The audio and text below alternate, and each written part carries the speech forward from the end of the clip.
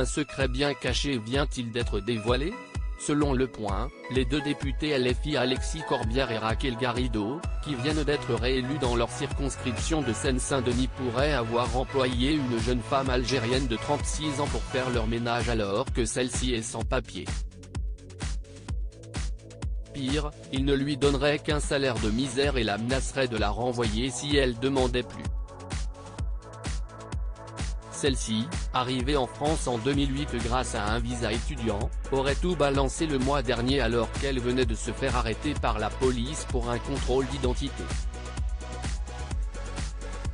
Selon le journal, elle aurait des textos dans son portable de la députée qui seraient même plutôt menaçantes: « On te met un toit sur la tête, on te fait travailler donc soit t'es reconnaissante, soit je prends quelqu'un d'autre maintenant stop », aurait-elle écrit.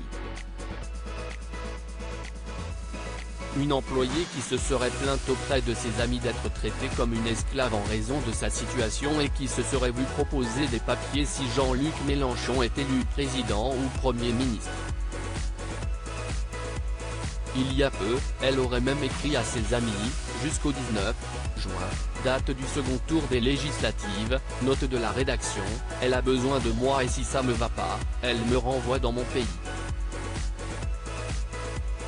Des faits qui sont totalement faux selon Raquel Garrido, interrogée par le journal.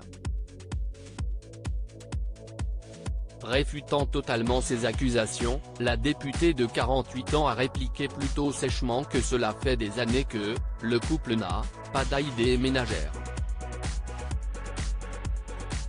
On a recruté de l'aide pendant les campagnes électorales.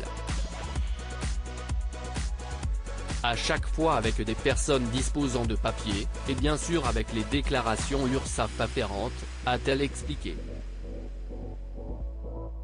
Pour le moment, aucune enquête du parquet n'a été ouverte. Les deux députés ont été réélus plutôt largement dans leur circonscription dimanche dernier, Alexis Corbière étant même assuré de retourner à l'Assemblée nationale dès le premier tour. Mariés depuis 2000, ils ont 3 filles ensemble qu'ils n'exposent jamais avec eux et qu'ils protègent farouchement de toute médiatisation.